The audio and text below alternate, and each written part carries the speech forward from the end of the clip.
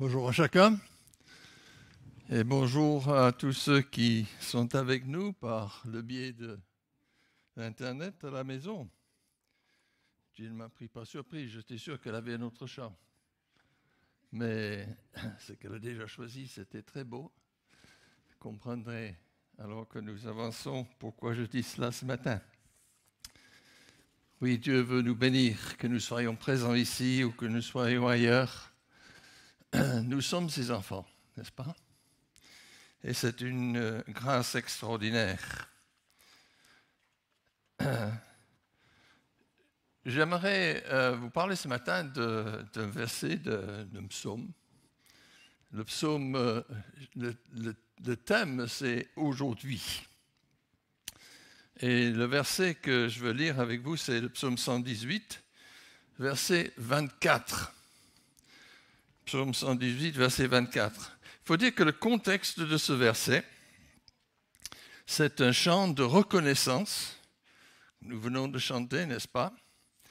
Et de délivrance. L'Éternel m'a exaucé, l'Éternel est pour moi. Je ne crains rien que peuvent me faire les hommes. L'Éternel est mon secours, etc. Et l'auteur loue le Seigneur jusqu'au verset 17. Le verset 23, où il parle du salut de l'Éternel et il parle de la pierre que les hommes ont rejetée et qui est devenue la pierre de l'angle, le salut de Dieu. Et il ajoute, par rapport à cela, c'est ici, verset 24, c'est ici la journée que l'Éternel a faite, qu'elle soit pour nous un sujet d'allégresse et de joie. Et j'aimerais partager avec vous plusieurs versets ce matin, dans ce moment de méditation, au sujet d'aujourd'hui. Depuis des semaines, des mois, nous sommes dans ces circonstances bombardées par des informations jour après jour au sujet du virus, la Covid, n'est-ce pas? C'est certainement nécessaire, c'est normal, sans doute. Mais quelquefois, il semble que jour après jour, le jour suivant est pire que la veille. Et on ne sait plus, encore moins aujourd'hui où on va que hier, n'est-ce pas?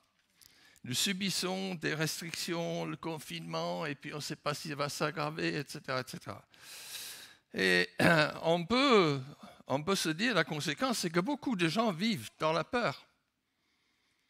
Nous étions avec les amis hier, et on leur a dit, nous on a un petit coup de ça au mois d'octobre dernier, et l'une de leurs filles dit, mais vous n'aviez pas peur? J'ai dit non. Et on a pu leur expliquer un petit peu pourquoi on n'avait pas peur en tant que chrétien. Mais beaucoup de gens disent, et si je l'attrape, et comment ça va faire, n'est-ce pas? La peur qui se saisit de nous. Et maintenant, bien sûr, il y a le vaccin qui arrive, mais on vient d'apprendre que la plus grande usine en Belgique doit s'agrandir, donc il y aura encore moins disponible pendant quelques semaines. Ça change tout le temps, n'est-ce pas? Et puis on se dit, et puis s'il y a d'autres variantes, surtout ces Britanniques qui nous envoient des trucs là, comment on va faire, n'est-ce pas? Et est-ce que les hommes savent seulement? Si on reste là-dessus et si ça remplit nos têtes, nos cœurs, nos pensées, eh bien cela peut nous empêcher de jouir pleinement d'aujourd'hui, de ce que le Seigneur nous donne aujourd'hui. Je suis allé sur Google pour chercher, j'allais appeler Madi parce que c'est l'encyclopédie de l'Église, mais je suis allé sur Google et j'ai cherché des dictons avec aujourd'hui. Et il y en avait un qui disait, quelqu'un a dit, hier, aujourd'hui et demain, ce sont les 3 temps de l'homme. C'est une évidence peut-être, n'est-ce pas? C'est vrai. Et la Bible nous exhorte, c'est vrai, à nous souvenir, à ne pas oublier hier ce qui s'est passé hier. Elle nous exhorte à compter les bienfaits de Dieu et de les mettre devant nos yeux afin de ne pas oublier combien Dieu est bon, combien il est puissant, etc. La Bible est là pour ça d'ailleurs. C'est le seul livre de toutes les religions du monde, à ma connaissance, qui est vraiment enraciné dans l'histoire et qui nous raconte le pourquoi du comment depuis la création. Et nous sommes appelés à compter les bienfaits de Dieu pour être reconnaissants et pour que nous puissions nous souvenir. Mais hier, c'est passé. On n'y peut rien pour changer hier. Peut-être qu'on a mal fait certaines choses. Tant pis, on ne peut rien faire, on ne peut pas changer cela. Parce qu'hier, on peut seulement changer aujourd'hui ce qui s'est passé. Et puis, après aujourd'hui, il y a demain. Je vais revenir à aujourd'hui tout de suite après. La sagesse veut qu'on réfléchisse à demain, qu'on soit prévoyant, n'est-ce pas, qu'on se prépare pour l'avenir, qu'on ait des projets. Mais on ne sait pas ce que demain nous réserve. Et Jésus dit, ne vous inquiétez pas pour demain. De quoi vous allez manger, de quoi vous serez vêtus, etc. Ne vous inquiétez pas pour ça, car votre Père Céleste sait de quoi vous avez besoin. Et à chaque jour, dernière parole de Matthieu chapitre 6, à chaque jour suffit sa peine. La Bible nous avertit d'ailleurs qu'à trop penser à demain, c'est un piège. Proverbe 27, verset 1. Proverbe 27, verset 1. Ah, ouais, voilà. Ne te vante pas de demain, car tu ne sais pas ce que le jour peut enfanter. Et les Togolais, ils ont trouvé une manière de dire ça, n'est-ce pas? Nul ne sait ce que demain apportera. Et c'est vrai. D'une minute à l'autre, on ne sait pas, effectivement. Et le Nouveau Testament, c'est encore plus catégorique dans Jacques chapitre 4, verset 15. Et le Seigneur parle surtout à ceux qui sont privilégiés, les riches, n'est-ce pas? Et attendez, vous dites que vous allez faire ceci, vous allez aller dans telle ville, vous allez vendre ceci, vous allez acheter cela, vous allez faire... Votre vie est comme une vapeur. Et ça peut disparaître d'un moment à l'autre. Il faut dire, et Marilyn le sait, n'est-ce pas? Si Dieu veut, nous vivrons et nous ferons ceci et cela. Je dis Marilyn parce que la première fois, j'ai dit ça plusieurs fois, si Dieu veut, et après, elle me le répétait tout le temps, si Dieu veut, si Dieu veut. Et c'est vrai, n'est-ce pas? Parce que Dieu seul sait de quoi demain sera fait. La réalité, c'est aujourd'hui. Un seul jour, c'est le seul jour que nous pouvons vivre pleinement avec le Seigneur, dans la foi, dans la confiance, quelles que soient les circonstances. Nous citons quelquefois ce verset dans les Lamentations du prophète Jérémie, qui vivait un moment catastrophique pour le peuple, où ils étaient devant le jugement de Dieu. Et j'ai mis un petit dicton de la Martinique là. Un œuf aujourd'hui vaut mieux qu'un poulet pour demain. N'est-ce pas? N'est-ce pas, chérie? Un œuf aujourd'hui vaut mieux qu'un poulet pour demain. Jérémie dit, les bontés de l'Éternel ne sont pas épuisées, quelles que soient les circonstances. Ses compassions ne sont pas à leur terme. Elles se renouvellent chaque matin. Alors comment vivre aujourd'hui, nous en tant que croyants? Qu'est-ce qu'il faut faire? Qu'est-ce qu'il faut penser pour pouvoir profiter au maximum de ce jour que l'Éternel nous donne? Dimanche dernier, Rachel avait introduit le culte en lisant quelques versets au début du psaume 139. Je veux me fixer notre attention sur un seul verset ce matin, de 139, Et c'est le verset 16, où l'auteur dit « Quand je n'étais qu'une masse informe », et tout à l'heure on a chanté des projets de Dieu avant notre naissance. Je ne sais pas si vous avez remarqué cette phrase. « Quand je n'étais qu'une masse informe, tes yeux me voyaient. Et sur ton livre étaient tous inscrits les jours qui m'étaient destinés, avant qu'aucun d'eux n'existât. » Je répète, quand je n'étais qu'une masse informe, tes yeux me voyaient et sur ton livre étaient tous inscrits les jours qui m'étaient destinés, avant qu'aucun d'eux n'existât. Je ne sais pas si vous vous êtes arrêté un moment pour penser à ce que cela signifie, ce que cela veut dire.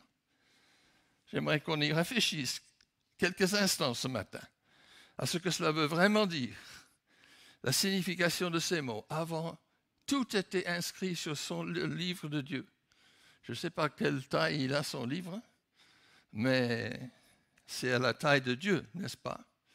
Qu'est-ce que cela veut dire pour moi, pour toi, que tous nos jours sont inscrits dès avant notre naissance? J'ai un chiffre ici. Je l'ai donné à la jeune fille de cette famille musulmane chez qui on était hier, qui est en master de mathématiques. Alors j'ai dit, c'est quoi ça? Alors elle a regardé, elle a commencé à réfléchir, essayer de diviser par ci, de multiplier par ça. Elle avait quelques bonnes idées en réflexion. Maureen mourait de lui dire, de lui donner au moins une idée de ce que ça pouvait être. Et on riait un peu. Mais vous savez ce que c'est ça? 28 542? Pardon? D'une vie de 80 ans. Tu n'es pas loin du compte. En fait, de 28 542, c'est aujourd'hui. J'ai dit à la fille hier, il faudrait écrire 28 541. Ce sont les jours de ma vie. J'ai fait le calcul. J'ai pris mon âge, j'ai ajouté quelques jours depuis mon anniversaire en novembre, j'ai divisé les années par 4 pour avoir les années bissextiles où il y a un jour de plus, etc., pour arriver à 28 581. J'ai dit à Julia en entrant, « Toi, tu es 6 740. » Elle a dit, « Quoi? Qu'est-ce que ça veut dire ça? » Je n'ai pas pu calculer pour Marinette ou pour Dominique, n'est-ce pas? Ça ferait un peu plus, mais 28 542. Et aujourd'hui, le 17 janvier, je suis là, dans cette 28 542e jour, debout, à vous parler de ce jour qui était déjà inscrit dans le livre de Dieu avant que je naisse, depuis toute l'éternité, quand j'étais encore dans le ventre de ma mère. C'est extraordinaire. Et tous les autres jours, avant celui-ci où il y a ce message à Montpellier ce matin, n'est-ce pas? Aujourd'hui, il y avait les 28 541 autres dans le livre de Dieu. Dieu l'Éternel, créateur des cieux et de la terre, qui est tout-puissant, savait exactement tout ce qui me concerne. Il a tout préparé d'avance dans son amour. On a chanté ça au sujet de ses enfants. Il faudrait reprendre les chants à la fin. On n'aura peut-être pas le temps, mais ce serait intéressant de voir les chants que Dieu a choisis et qui disent justement que Dieu est ce Dieu puissant qui nous garde, de qui rien ne peut nous séparer. Son amour est tellement grand, qui nous protège, qui nous conduit. Et il l'a fait pour moi jusqu'à aujourd'hui, sinon je ne serais pas là, certainement. Rien ne lui échappe, il n'y a pas de hasard, il n'y a pas de limite à sa bienveillance et à son amour, et chaque détail, il le connaît. Vous vous souvenez de ce que Jésus a dit un jour? C'est un jour où il a envoyé ses apôtres pour prêcher, dans Matthieu 10, 30. Et il dit ceci, ne craignez pas, même les cheveux de votre tête sont tous comptés. Oui, toi tu n'en as plus beaucoup, alors bon, ils sont un peu courts pour compter, n'est-ce pas? Il y en a que ça irait un peu mieux. On prendrait Emmanuel, et puis tu as essayé de compter un peu. C'est pas possible, n'est-ce pas? Mais Jésus dit, même les cheveux de votre tête sont tous comptés. Tellement grand, tellement puissant, tellement bon, le Seigneur sait nous protéger. Et j'ajoute, je ne peux pas résister à ça, je ne l'ai pas mis dans mes notes, mais Maureen était en train de lire un livre au sujet d'un Chinois. Et il racontait l'histoire d'un homme qui avait, un chrétien qui avait été arrêté et mis en camp de travail ou quelque chose, ou qui risquait la mort en Chine, un chrétien. Et sa petite fille voyait son papa. Et il mettait tous les prisonniers en ligne. La première chose qu'il faisait, c'était de couper les cheveux à tous. Elle avait tellement peur qu'il coupe les cheveux de son papa. Elle dit, mais après, quand tu sors, tu n'auras pas de cheveux, tu seras comme un prisonnier, un criminel. Elle ne voulait pas que son papa soit vu comme un criminel. Alors il est allé à sa petite fille, il a dit, le Seigneur a compté tous mes cheveux, il n'y en a aucun qui tombera sans que lui le permette. Et quand le garde avec son comment on appelle ça, son tondeuse, oui, je tourne la gazon. Avec la tondeuse pour le cheveu, il vient et il fait la ligne, et il arrive à ce gars, il appuie sur l'interrupteur de tondeuse, ça ne marche pas. Qu'est-ce qu'il y a? Il essaie une deuxième fois, ça ne marche pas. Puis il a dit à son collègue qui a vu les autres, ma tondeuse, ça ne marche pas. L'autre lui prête sa tondeuse qui est en train de marcher très bien avec l'autre ligne de prisonniers là-bas. Et il vient, il commence, ça ne marche pas. Il a dit, mais qu'est-ce qu'il a ce gars? Laisse tomber. Et ils n'ont pas pu couper ses cheveux. Parce que tous nos cheveux sont comptés, n'est-ce pas? Ai-je seulement une petite idée de la grandeur, de la puissance de mon Père céleste et de ses soins à mon égard? Je n'ai pas résisté de pouvoir ajouter un autre chiffre, qui peut-être ne rentre pas directement dans le cadre de ce que je veux dire, mais le voilà. 2 446 000 millions, 28 800. C'est quoi ça? Cette jeune fille musulmane, elle a regardé, elle dit, qu'est-ce que ça peut être, n'est-ce pas? Eh bien, c'est simplement que j'ai pris 28 542, je l'ai multiplié par 24, je l'ai multiplié par 60 pour avoir les minutes, que j'ai multiplié par 60 pour avoir les secondes. Pourquoi 60?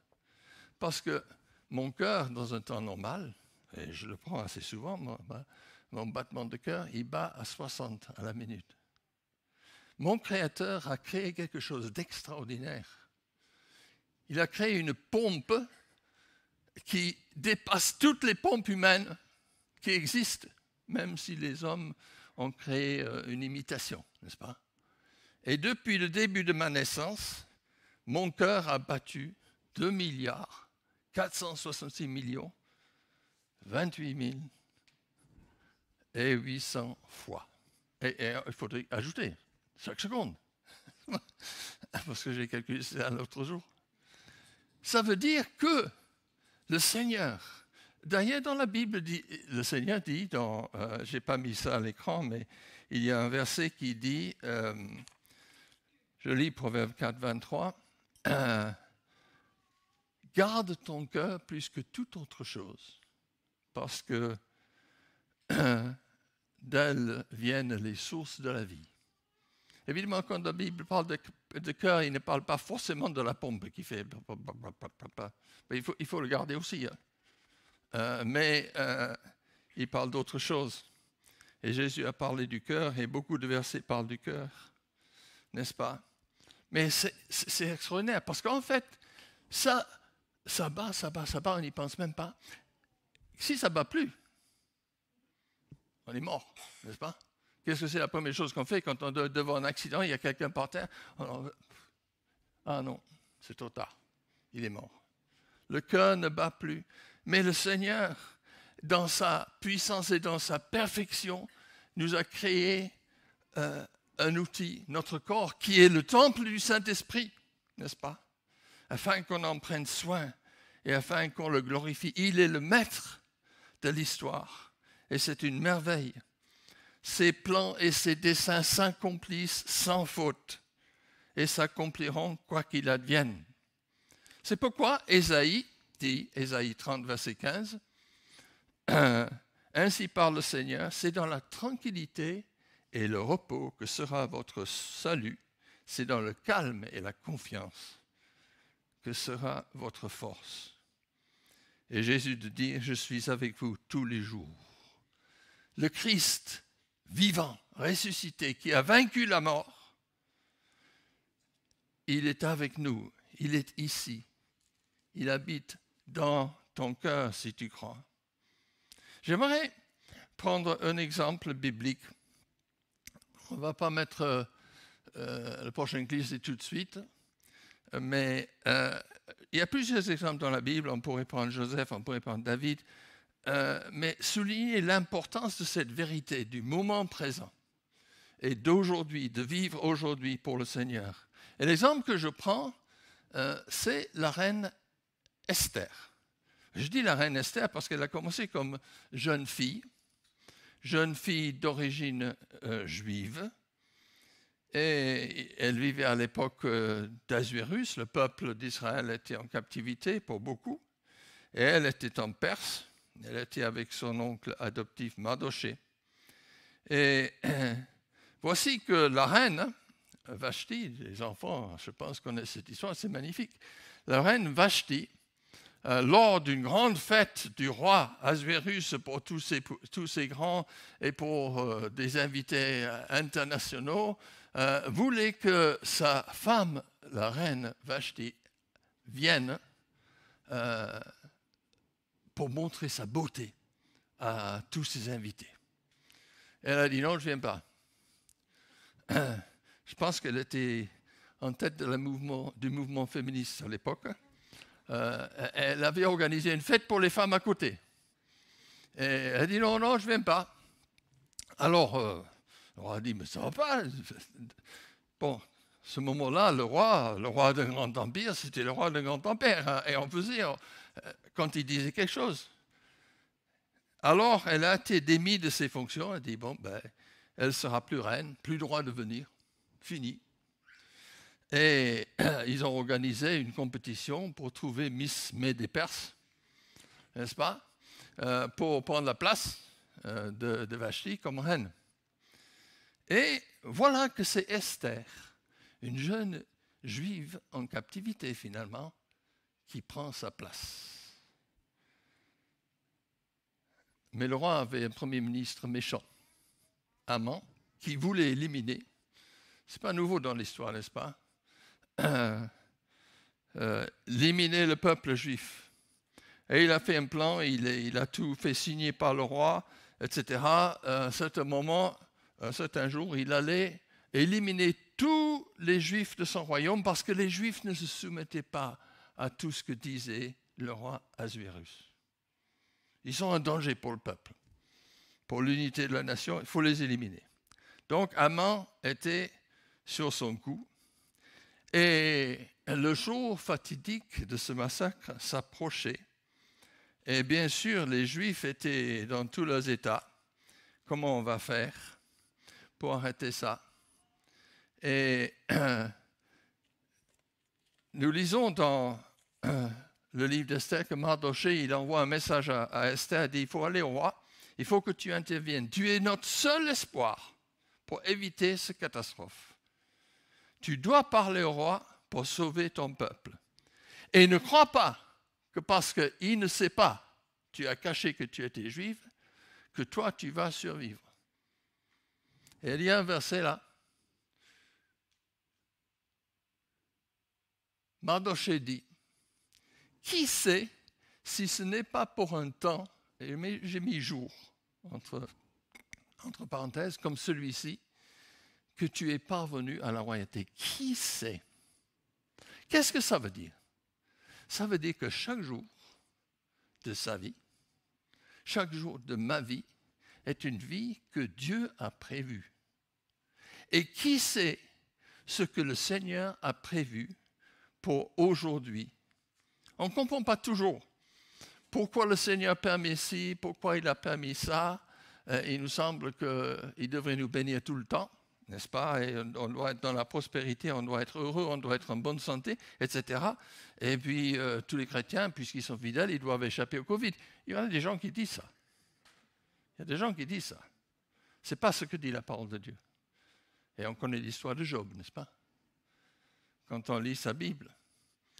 On ne comprend pas toujours pourquoi le mal prédomine et qu'il semble que rien ne l'arrête. Mais en restant près du Seigneur, en restant dans sa parole et en se nourrissant son âme de ses promesses, on voit petit à petit sa main à l'œuvre pour accomplir ses desseins. Et ces desseins s'accomplissent toujours. On pourrait parler de l'histoire de Joseph, avec ses frères. Il a dû attendre 13-14 ans avant d'être premier ministre du roi de l'Égypte, du Pharaon, et que ses frères reviennent, que le problème soit réglé.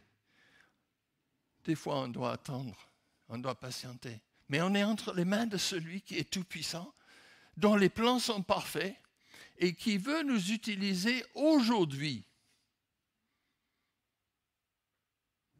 C'est le seul jour où je peux glorifier le Seigneur si je vais mourir demain, n'est-ce pas? Et je dis à certaines personnes, mais je peux mourir d'un jour à l'autre. Mais aujourd'hui, c'est le jour du Seigneur. C'est ici, dit le verset, la journée que l'Éternel a faite, qu'elle soit pour nous un sujet d'allégresse et de joie. Notre jour, le Seigneur a permis et a prévu ce jour pour moi, pour toi. Alors, la question, c'est simple. En conclusion, comment accomplir comment avoir cette attitude de paix et de réjouissance? Même si, et je l'ai dit, et c'est normal que si on écoute et on regarde ce qui se passe, on peut avoir peur, on peut. Mais ça nous empêche de jouir de la paix que le Seigneur veut mettre dans notre cœur. Comme disait Jésus, la paix que le monde ne connaît pas, mais qui vient seulement dans le cœur de l'enfant de Dieu. J'aimerais lire 2 citations ici du Nouveau Testament. Nous allons lire les 2 parce que les 2 sont liés en quelque sorte. Et la première, c'est en 2 Corinthiens chapitre 6, verset 2. 2 Corinthiens 6, verset 2, qui est une citation d'Ésaïe 49, verset 8. Puisque nous travaillons avec Dieu, et c'est ce que nous sommes appelés à faire en tant que chrétiens, n'est-ce pas? Être ouvriers ensemble avec lui.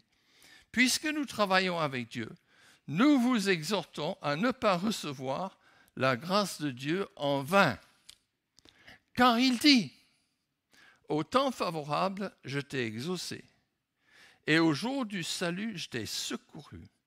Voici maintenant le temps favorable, voici maintenant le jour du salut. Le deuxième verset, c'est en Hébreux 3. Il y a plusieurs versets que j'aurais pu prendre en Hébreux 3 et il y en a en Hébreux 4. Oui, j'ai mis le verset 13. Je n'étais pas sûr ce matin en relisant mes notes.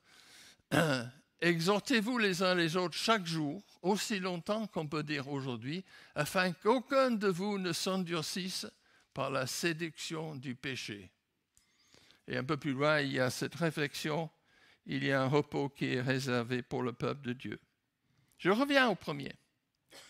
Aujourd'hui est le jour du salut. Aujourd'hui. Moi, quand j'étais étudiant, par 2 fois, j'étais étudiant à Londres, j'ai pu participer à des campagnes d'évangélisation de Billy Graham, avec des milliers de personnes, dans de grands stades.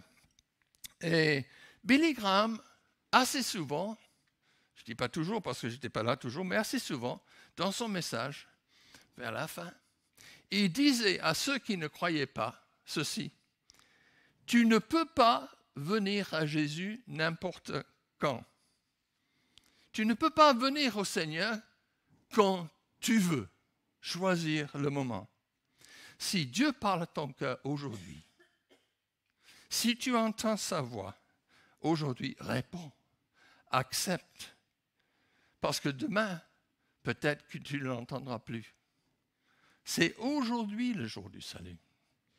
C'est le seul jour où tu peux vraiment jouir. Jésus a tout accompli pour toi.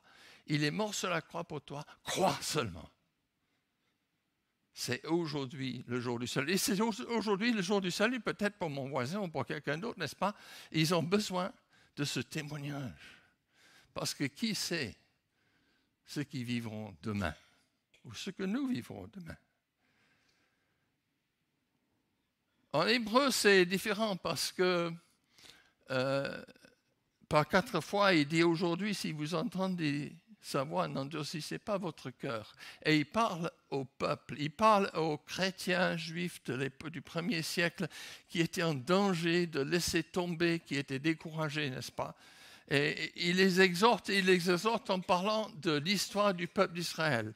Et que Dieu a fait tellement de miracles pour ce peuple d'Israël. Il avait effectué une délivrance extraordinaire en ouvrant la mer Rouge et en laissant se noyer l'armée égyptienne.